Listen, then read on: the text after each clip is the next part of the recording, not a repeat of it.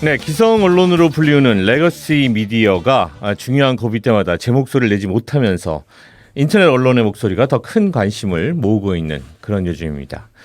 급기야는 유튜브 매체가 취재한 내용을 기성 언론이 보도하는 일이 생기면서 이런 현상에 대한 또 다양한 해석들도 생겨나고 있고요.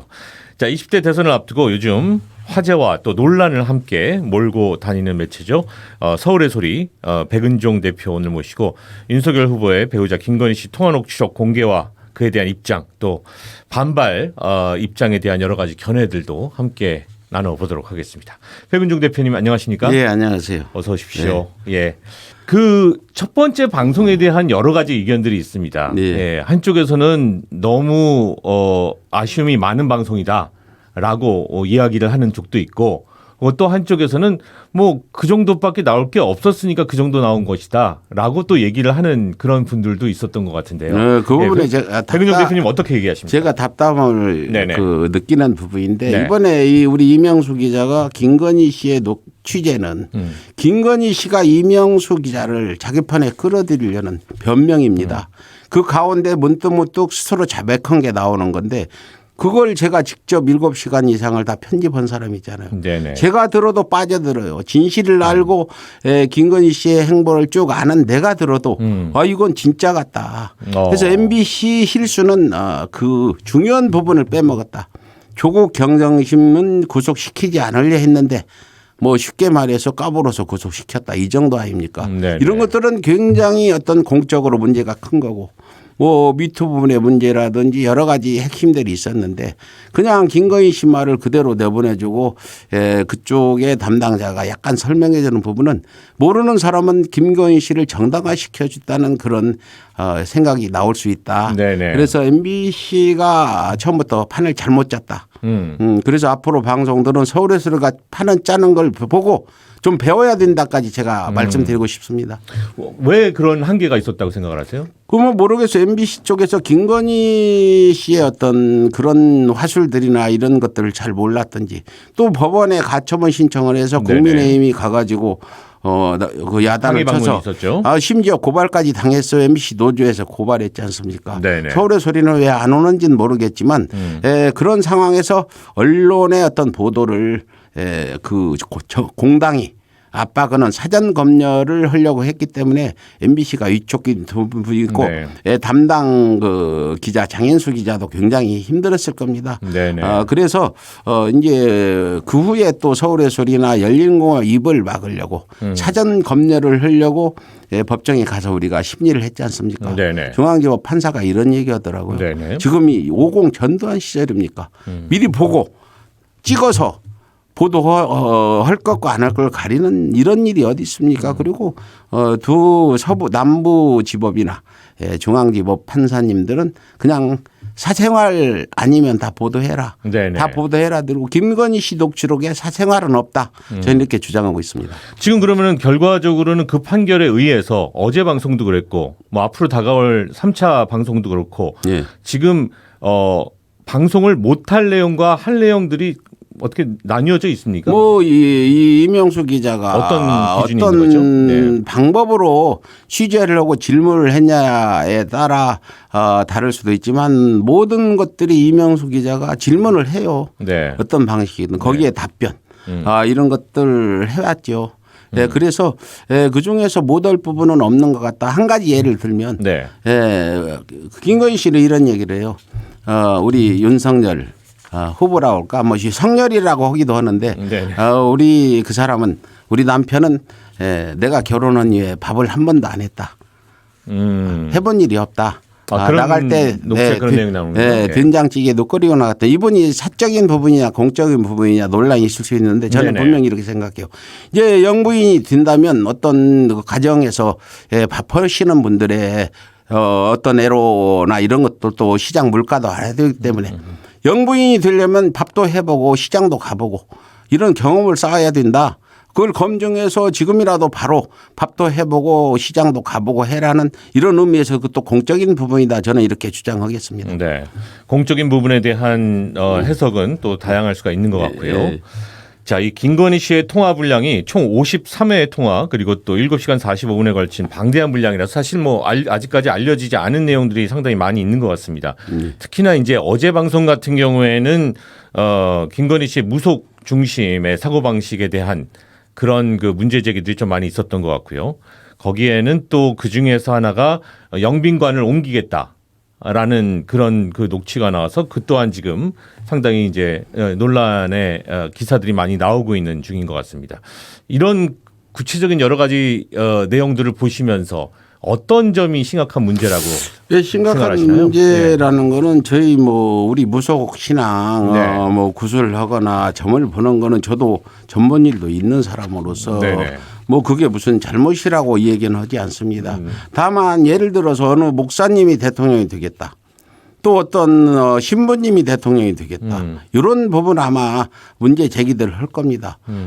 그 무당과 비슷한 무당 같은 사람이 대통령 영부인이나 또 그 무당 같은 사람한테 조정을 받는 사람이 대통령이 되는 거 안 된다는 겁니다.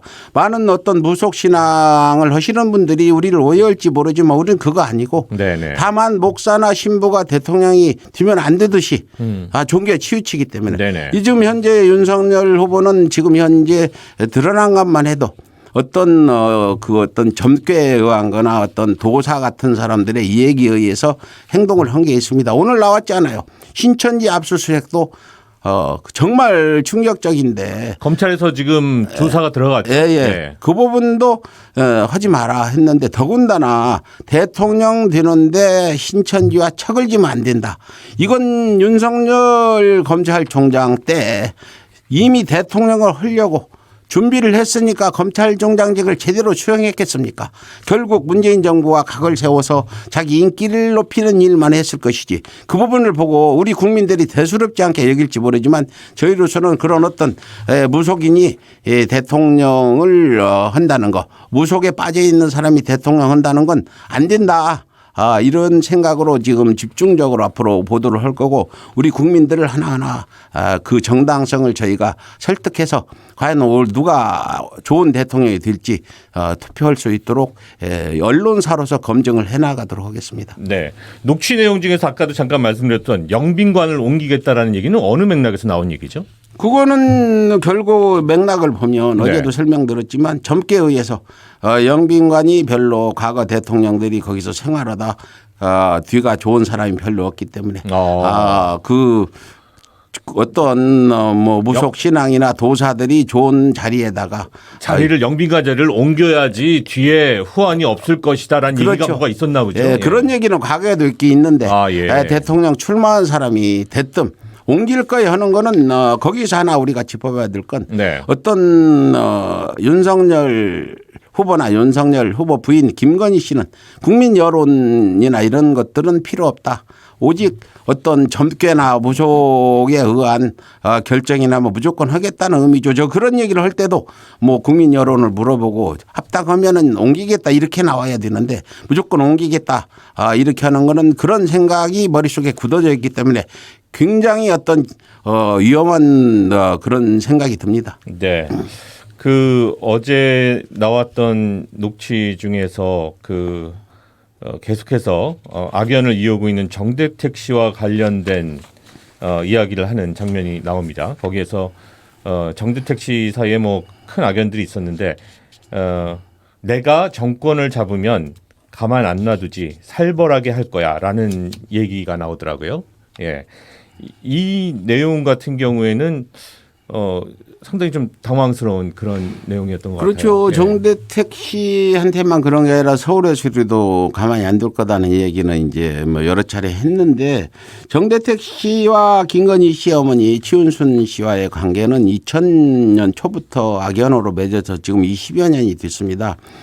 그동안 20년 동안 정대택 씨가 전부 재판하는 것보다 지고 자그마치 감옥살이를 3년이나 했고 수십 번 소송을 했지만 그냥 잘 되다가도 갑자기 뒤집어져서 많은 검사들이 개입해 가지고 지금 억울하게 뭐 옥살이도 하고 지금 그런 20여 년 동안 윤석열 일가와 싸움을 하고 있는 정대택 씨인데 한번 보십시오. 그렇게 그 모든 걸 빠져나갔던 최은순 씨가 윤석열이 검찰총장 그만둔 이후에 우리가 고발할 사건을 포함해서 2건을 재판을 했는데 저기 검사가 3년 구형하니까 판사가 3년 때렸다. 또 검사가 1년 구형하니까 판사가 1년을 때렸다. 이게 어찌된 일입니까? 그동안에 지은순 씨가 그 사건들이 재판 과정이나 경찰 검찰 조사 과정에서 모조리 혐의가 없다 빠져나간 사건이 윤석열이 검찰총장 그만둔 이후에 그런 실형이 떨어졌다. 이 부분은 네네. 제가 여러 말씀을 안 드려도 정대택 씨가 얼마나 억울했을까.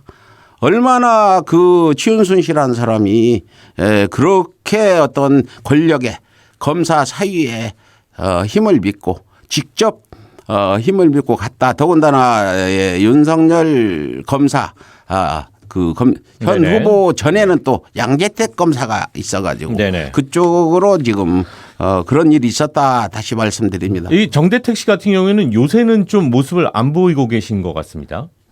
좋아요. 토요일에도 방송하고 네네. 이제 많은 언론사에 자료를 보내주고 하는데 네네. 아직도 뭐 시원하게 풀린 게 없어요. 김건희 씨를 5번 고소했는데 이번 녹취록에 김건희 씨는 한 번도 고소당한 일이 없다. 그렇게 얘기하고 또 뭐 예.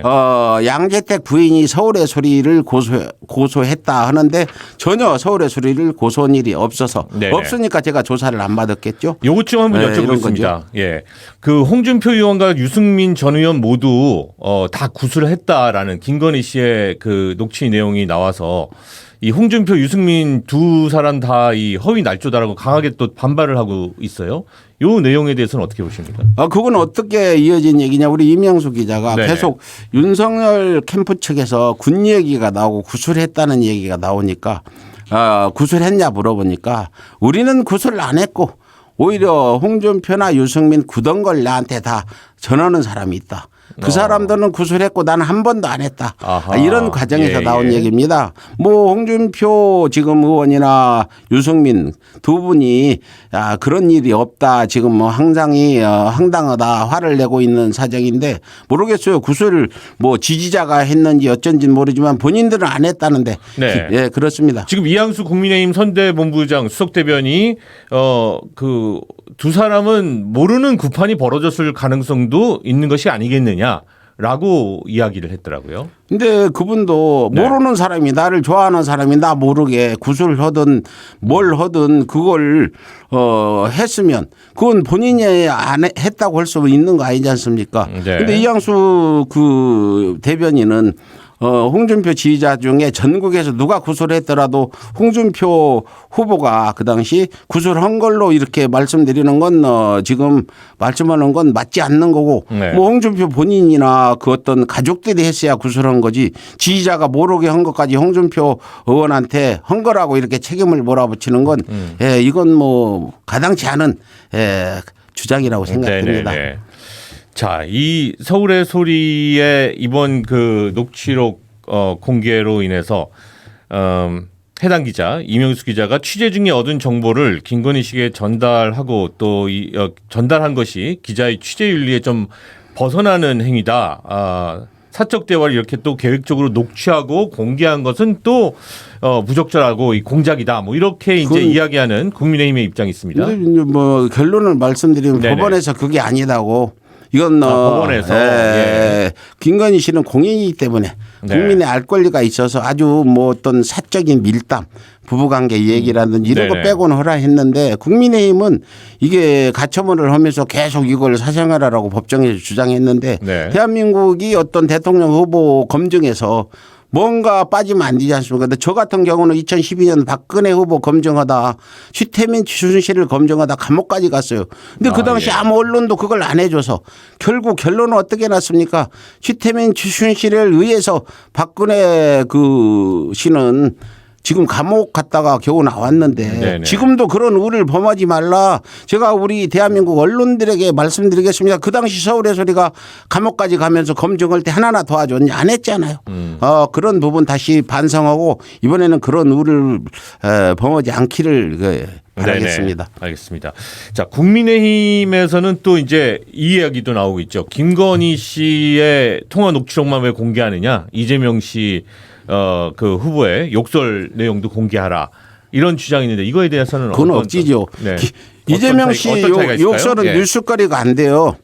뉴스거리가 안 된다? 네. 네. 오래전에 자유한국당 홈페이지에도 올려놨고 계속 버티러져 가지고 이미 국민이 다 알고 있는 사실을. 그 녹취는 나온 지가 좀 꽤나 됐죠. 오래됐죠. 국민의힘 자유한국당 홈페이지에도 올려놓은 거예요.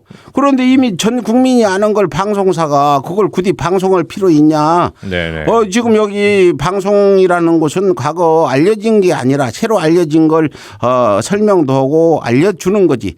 이미 알려진 걸 다시 방송하라. 그거는 어떤 또 이것도 언론 탄압이에요. 방송국이 알아서 보도하고 안 하고 하는 거지. 네. 예, 뉴스거리도 안 되는 이미 알려진 걸 방송하는 것도 그렇지만 방송국한테 이거 방송해라 저거 방송해라. 왜 서울의 소리한테는 그런 논평 서울의 소리도 와서 뭐 항의도 오고 그거 하라고 좀 이렇게 전해주고 싶습니다. 그거는 또 일종의 언론 그 관련해서 네. 그 어떤 국민의힘의 압박이라고 저는 볼 수밖에 없고 네. 뉴스거리가 안 되니까 보도 안 된 거예요. 그게 뭐 최초로 나왔다면 하지 말라 해도 다 언론들이 하겠죠. 네. 자, 이 대선이 40여일 정도 남았습니다. 어제 방송에서 이제 김건희 씨 7시간 녹취 3차 방송이 있을 예정이다라고 3차 폭로에 대한 말씀을 했었는데 자, 이 후속 보도 뭐 다음 주 또 일요일 날 진행되는 건가요? 예, 그렇죠. 다음 주 일요일 날 되고 이제 녹취뿐 아니라 카톡이나 그 메시지도 좀 많이 있어요. 등등 네네. 해가지고 이제 대선 후보 검증 차원에서 저희가 윤석열 일가 그 부분의 문제 정대택 씨와 문제는 정대택 씨는 개인적인 사건이지만 네. 서울의 소리는 언론이기 때문에 정대택 씨 문제까지 포함해서 뭐 모든 과거의 양재택 검사 부분 문제들까지 그 어떤 팩트에 의한 네. 또 증거를 대면서 계속해서 언론사를 향해서 방송을 네. 하는 걸로 그렇게 하도록 하겠습니다. 알겠습니다. 자, 서울의 소리 백은종 대표와 함께 했는데 오늘 뭐 가시기 전에 마지막으로 청취자분들께 하고 싶은 말씀. 뭐 저는 특히나 우리 그 유권자 대한민국 유권자 되시는 국민 여러분들이 과거 몇 년 전에 일어났던 일을 또 반복하실 거냐.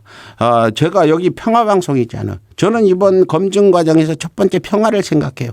윤석열 후보의 선제 공격 등등 이런 것들. 이번 대통령은 누가 한반도의 평화를 지킬 수 있냐를 이걸 분명히 이게 첫 번째 선택 사항이다. 국민 여러분이 한반도에서 어떤 폭탄이 오고 가지 않을 전쟁이 일어날 이런 얘기가 오고 가지 않을 그런 후보를 선택하기를 간곡히 호소드리면서 방송을 이렇게 마치도록 하겠습니다. 네. 자, 오늘은 서울의 소리 백은종 대표와 함께 이야기 나눠봤습니다. 자, 참고로 내일은 국민의힘 선거대책본부 김경진 상임공보 특보단장 모시고 서울의 소리 공개 내용에 대한 입장과 또 반대 의견도 함께 나눠보도록 하겠습니다. 백은종 대표님 대단히 감사합니다.